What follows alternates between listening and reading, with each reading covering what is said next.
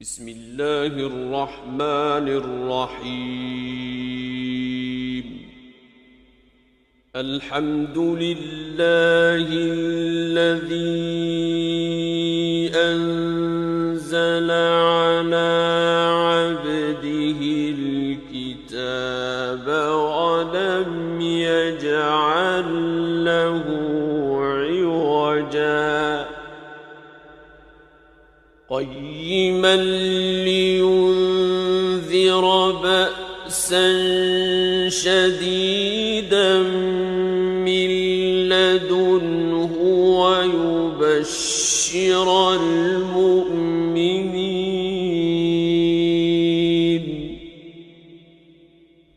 ويبشر المؤمنين الذين يعملون الصالحات أن لهم أجرا حسنا ماكثين فيه أبدا وينذر الذين قالوا اتخذ الله ولدا ما لهم به من علم ولا لآبائهم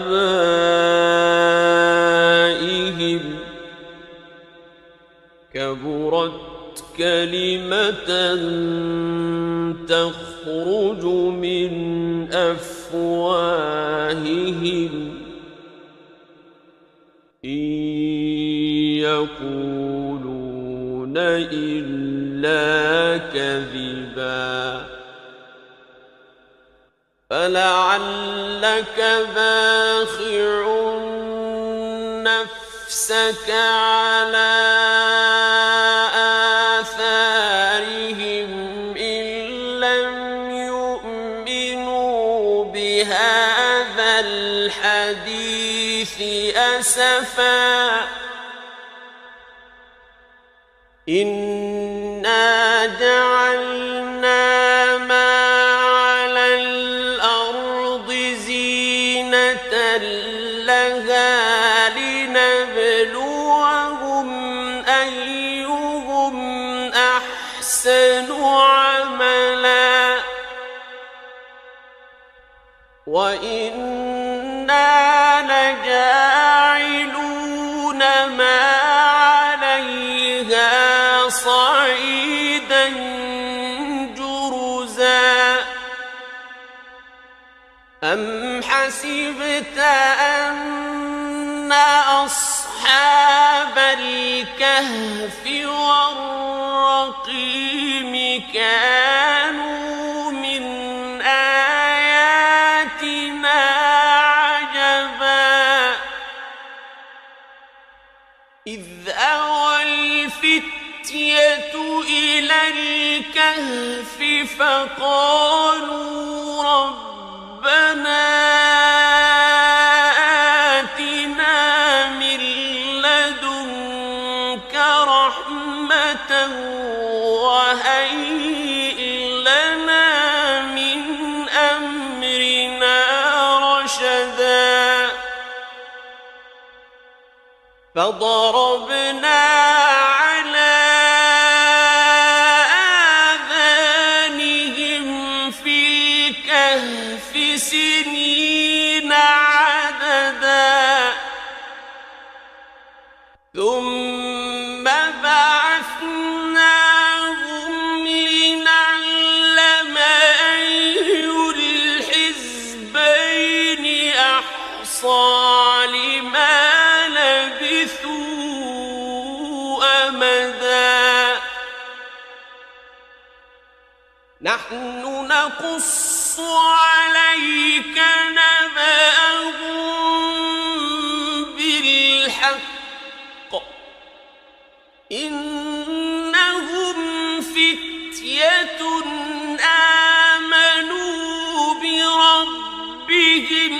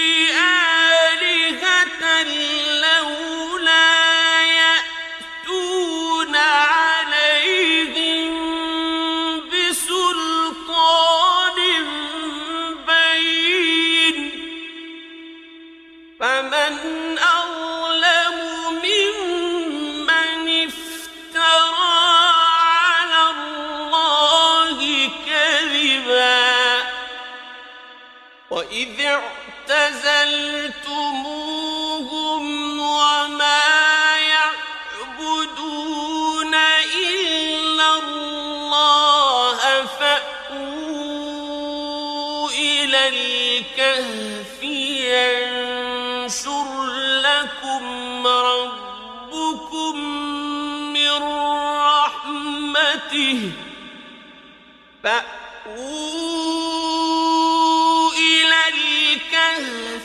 ينشر لكم ربكم من رحمته ويهيئ لكم من أمركم مرفقا وترى الشمس إذا طلعت تزاور عن كهفهم ذات اليمين وإذا غربت تقرضهم ذات الشمال وهم في فجوة منه ذلك من آيات الله من يهد الله فهو المهتد ومن يضلل فلن تجد له وليا مرشدا وتحسبهم أيقاظا وهم رقود ونقلبهم ذات اليمين وذات الشمال وكلبهم باسط ذراعيه بالوصيد لو اطلعت عليهم لوليت منهم فرارا ولملئت منهم رعبا وكذلك بعثناهم ليتساءلوا بينهم قال قائل منهم كم لبثتم قالوا لبثنا يوما أو بعض يوم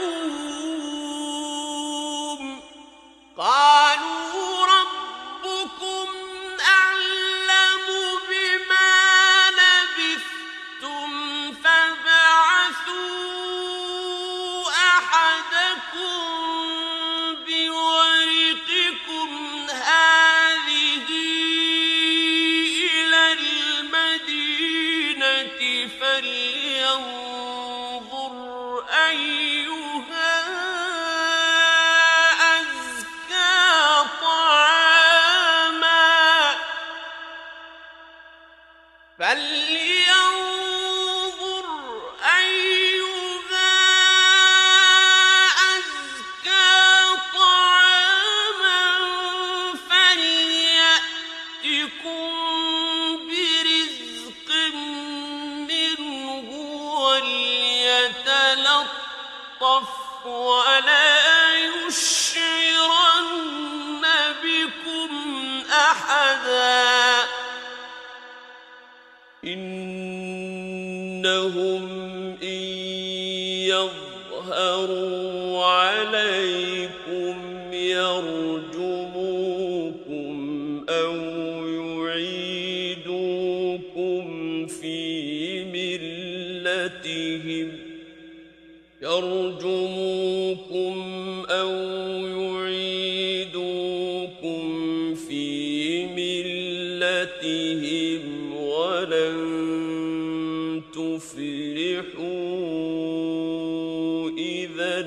أبدا وكذلك أعثرنا عليهم ليعلموا أن وعد الله حق وأن الساعة لا ريب فيها إذ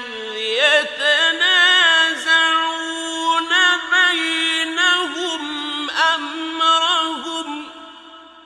فقالوا ابنوا عليهم بنيانا ربهم أعلم بهم قال الذين غلبوا على أمرهم لنتخذن عليهم مسجدا سيقولون ثلاثة رابعهم كلبهم ويقولون خمسة سادسهم كلبهم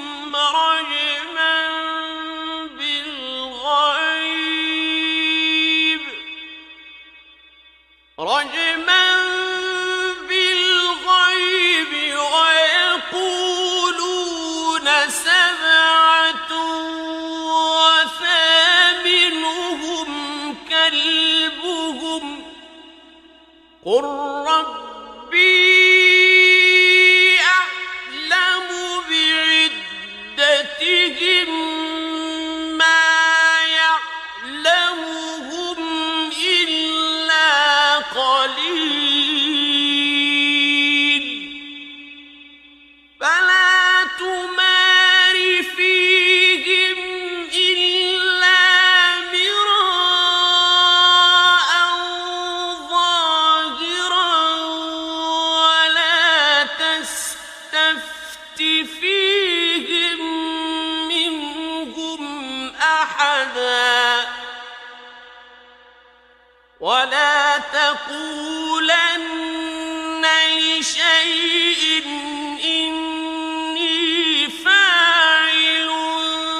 ذلك غدا إلا أن يشاء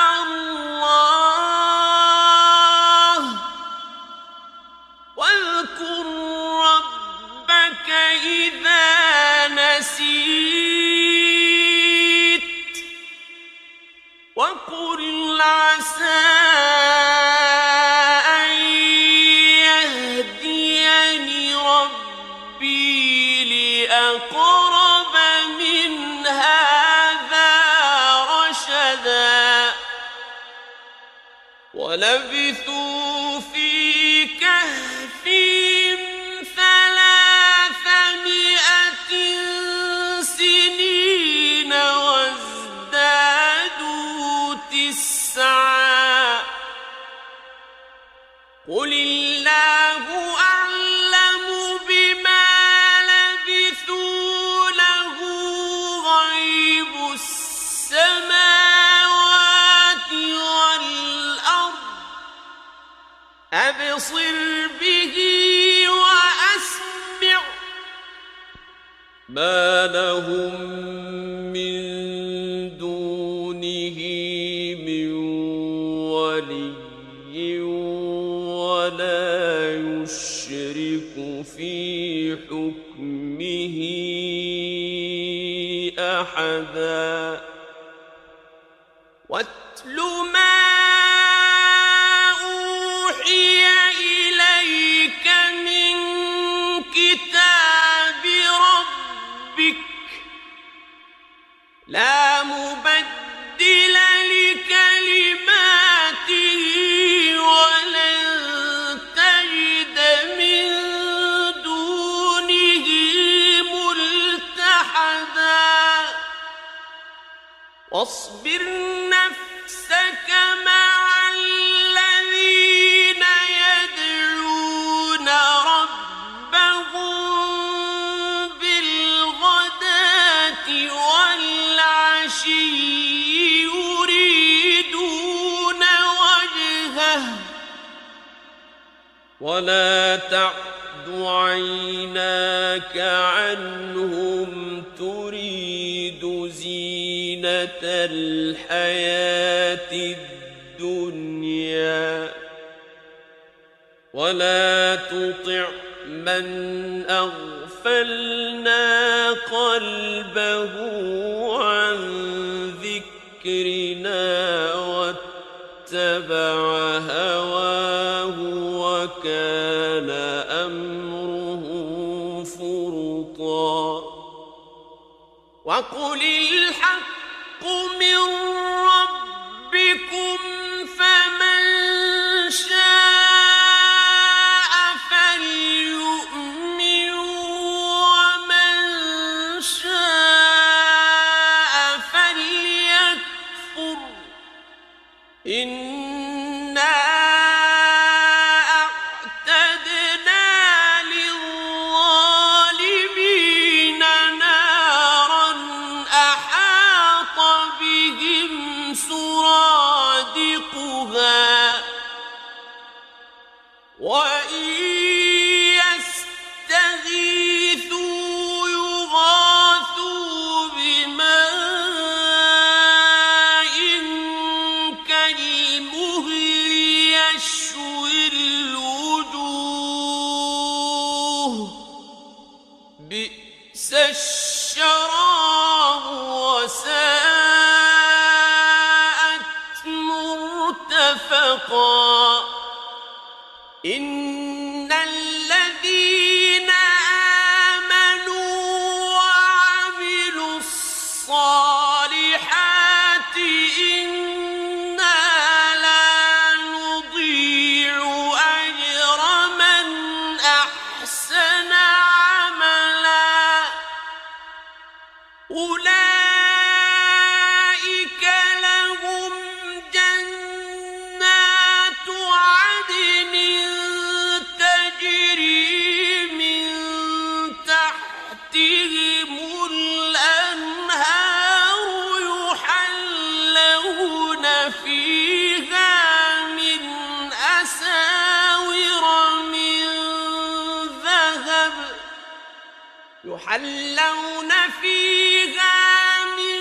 أساور من ذهب ويلبسون ثيابا خضرا من سندس واستبرق ويلبسون ثيابا خضرا من سندس واستبرق متكئين فيها على الأرائك نعم الثواب وحسنت مرتفقا واضرب لهم مثلا رجلين جعلنا لأحدهما جنتين من أعناب وحففناهما بنخل وجعلنا بينهما زرعا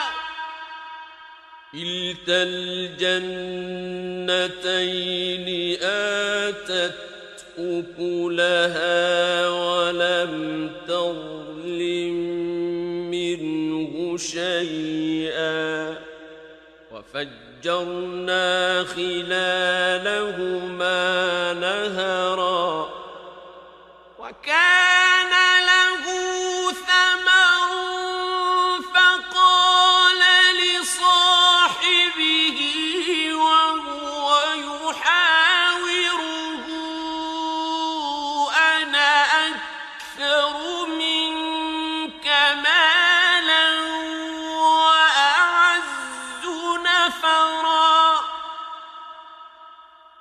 ودخل جنته وهو ظالم لنفسه قال ما أظن أن تبيد هذه أبدا وما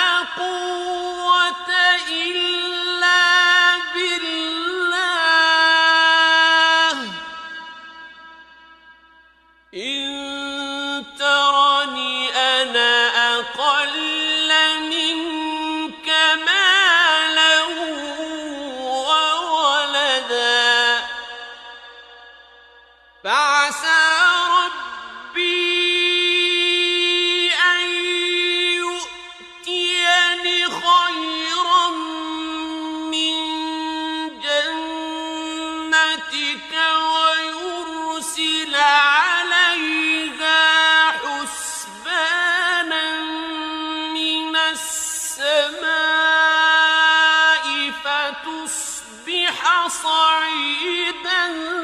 زلقا أو يصبح ماؤها غورا فلن تستطيع له طلبا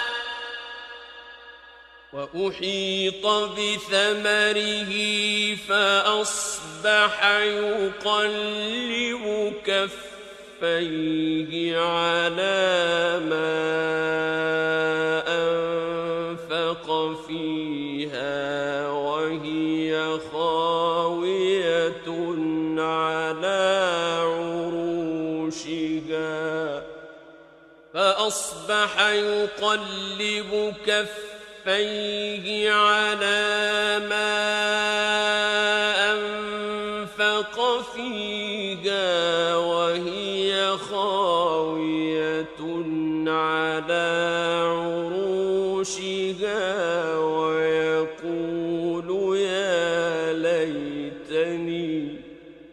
ويقول يا ليتني لم أشرك بربي أحدا ولم تكن له فئة ينصرونه من دون الله وما كان منتصرا هنالك الولاية لله الحق هو خير ثوابا وخير عقبا واضرب لهم مثل الحياة الدنيا كماء أنزلناه من السماء فاختلط به نبات الأرض فأصبح هشيما تذروه الرياح وكان الله على كل شيء مقتدرا المال والبنون زينة الحياة الدنيا والباقيات الصالحات خير عند ربك والباقيات الصالحات خير عند ربك ثوابا وخير أملا ويوم نسير الجبال وترى الأرض بارزة وحشرناهم فلم نغادر منهم أحدا وعرضوا على ربك صفا لقد جئتمونا كما خلقناكم أول مرة بل زعمتم أن لن نجعل لكم موعدا ووضع الكتاب فترى المجرمين مشفقين مما فيه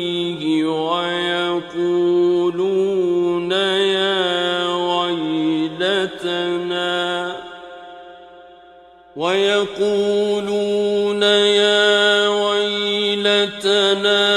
ما لهذا الكتاب لا يغادر صغيرة ولا كبيرة إلا أحصاها ووجدوا ما عملوا حاضرا ولا يظلم ربك أحدا وإذ قلنا للملائكة اسجدوا لآدم فسجدوا إلا إبليس كان من الجن ففسق عن أمر ربه أفتتخذونه وذريته أولياء من دوني وهم لكم عدو بئس للظالمين بدلا ما أشهدتهم خلق السماوات والأرض ولا خلق أنفسهم وما كنت متخذ المضلين عضدا ويوم يقول نادوا شركائي الذين زعمتم فدعوهم فلم يستجيبوا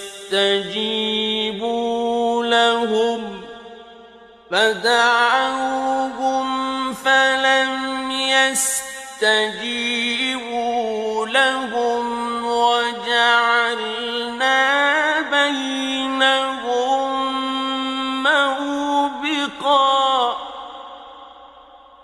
ورأى المجرمون النار فظنوا أنهم مواقعوها ولم يجدوا عنها مصرفا ولقد صرفنا في هذا القرآن للناس من كل مثل وكان الإنسان أكثر شيء جدلا وما منع الناس أن يؤمنوا إذ جاءهم الهدى ويستغفروا ربهم إلا أن تأتيهم سنة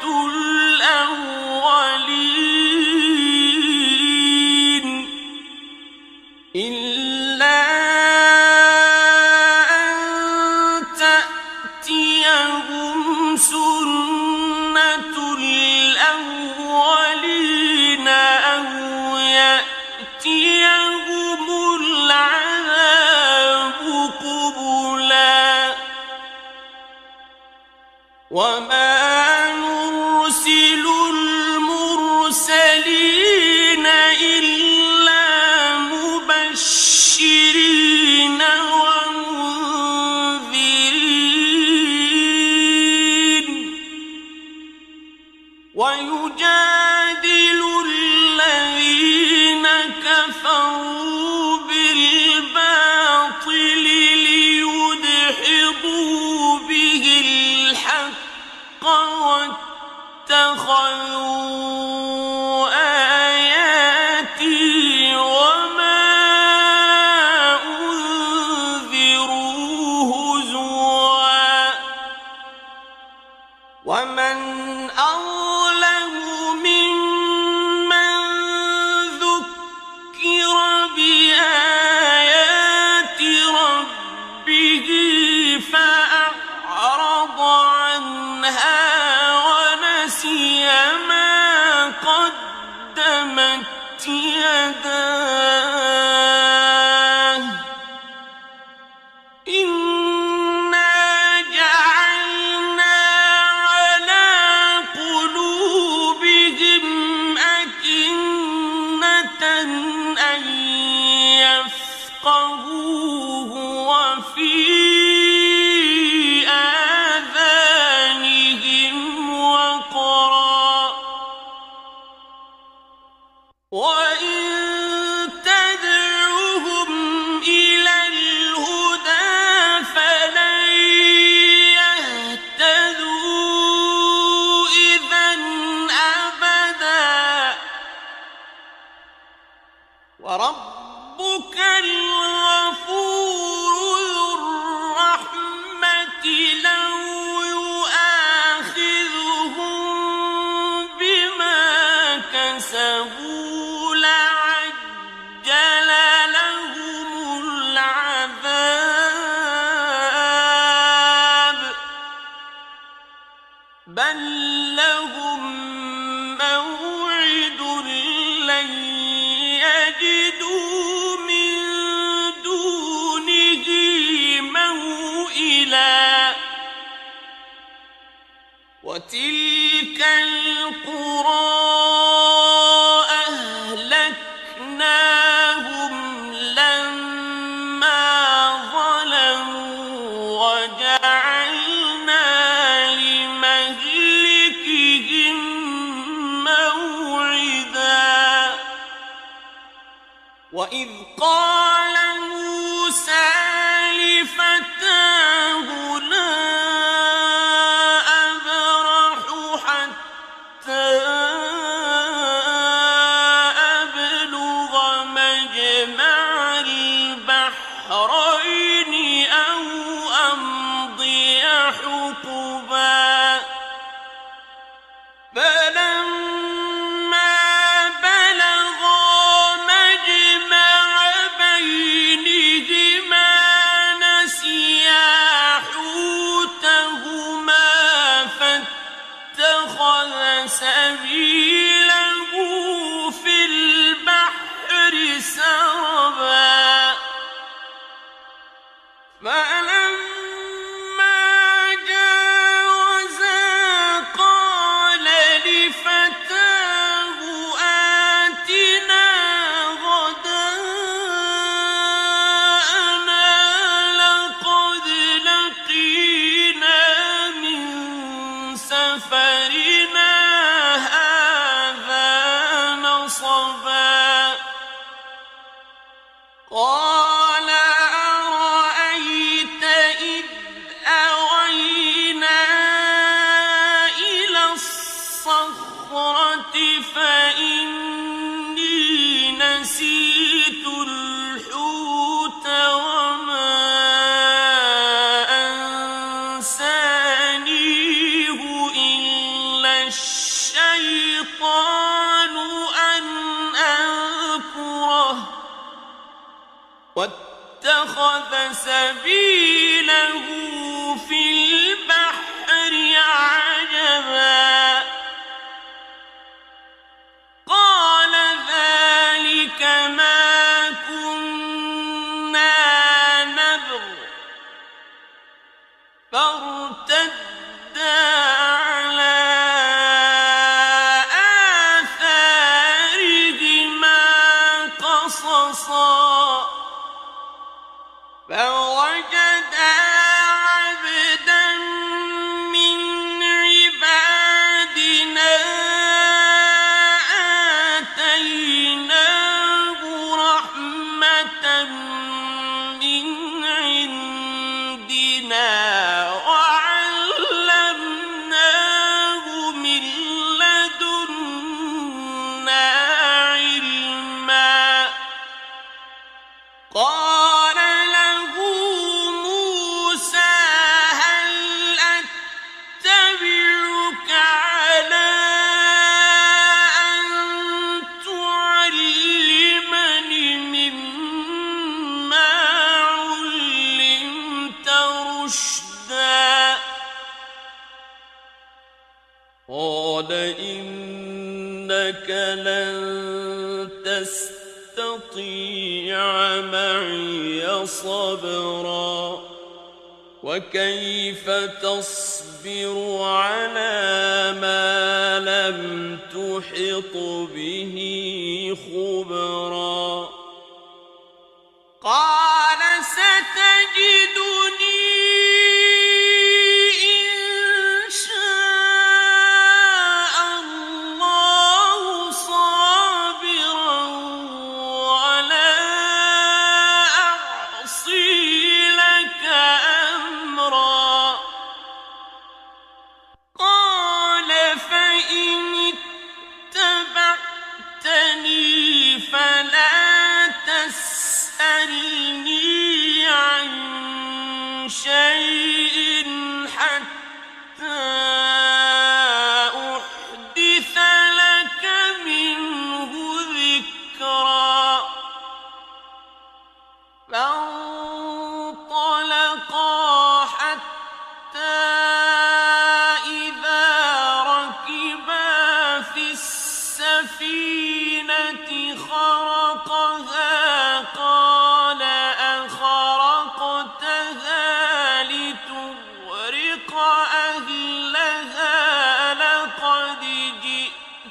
شيئا إمرا قال ألم أقل إنك لن تستطيع معي صبرا قال لا تؤاخذني بما نسيت ولا ترهقني من أمري عسرا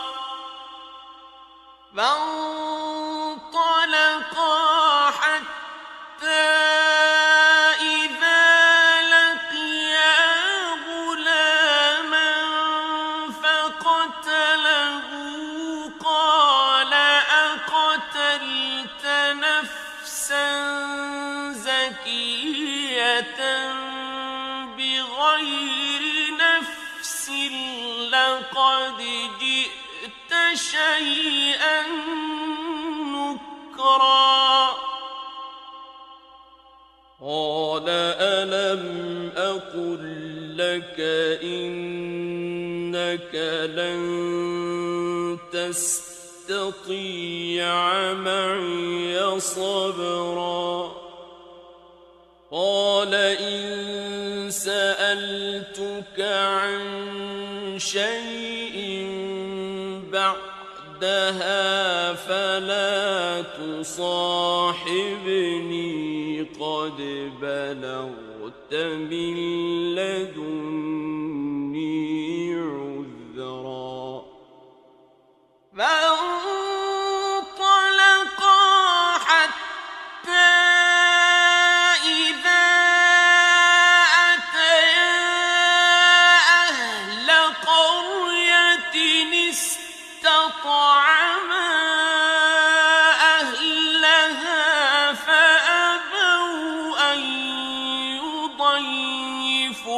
يضيفوهما فوجدا فيها جدارا يريد أن ينقض فأقامه قال لو شئت لاتخذت عليه أجرا قال هذا فراق بيني وبينك سأنبئك بتأويل ما لم تستطع عليه صبرا أما السفينة فكانت لمساكين يعملون في البحر فأردت أن أعيبها وكان وراءهم ملك يأخذ كل سفينة غصبا وأما الغلام فكان أبواه مؤمنين فخشينا أن يرهقهما طغيانا وكفرا فأردنا أن يبدلهما ربهما خيرا منه زكاة وأقرب رحما وأما الجدار فكان لغلامين يتيمين في المدينة وكان تحته كنز لهما وكان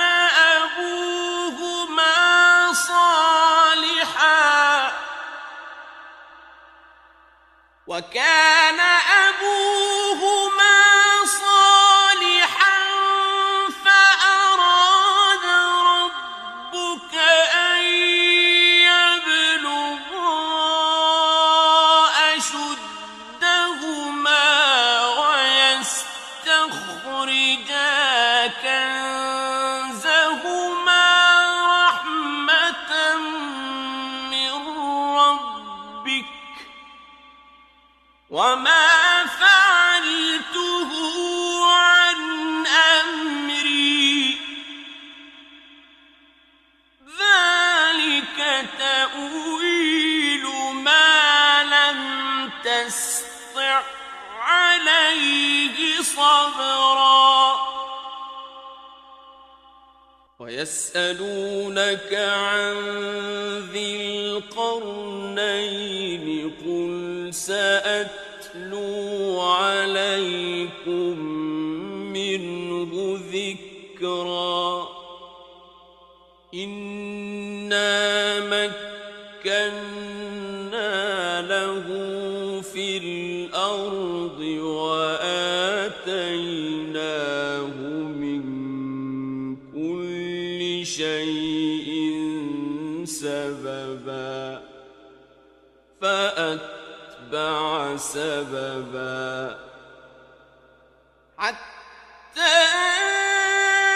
إذا بلغ مغرب الشمس وجدها تغرب في عين حمئة ووجد عندها قوما قلنا يا ذا القرنين إما أن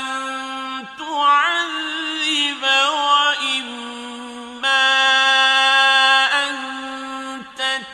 تتخذ فيهم حسنا قال أما من ظلم فسوف نعذبه ثم يرد إلى ربه فيعذبه عذابا نكرا وأما من آمن وعمل صالحا فله جزاء الحسنى وسنقول له من أمرنا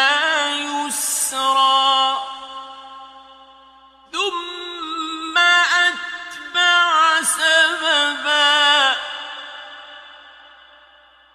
حتى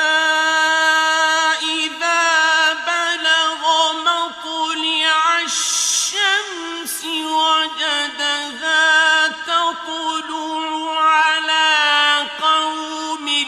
لم نجعل لهم من دونها سترا كذلك وقد أحطنا بما لديه خبرا ثم أتبع سببا حتى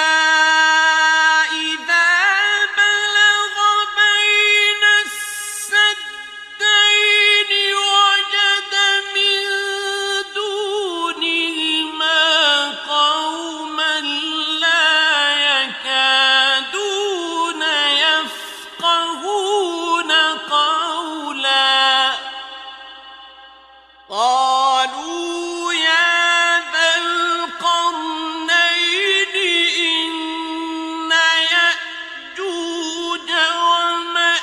ومأجوج مفسدون في الأرض فهل نجعل لك خرجا على أن تجعل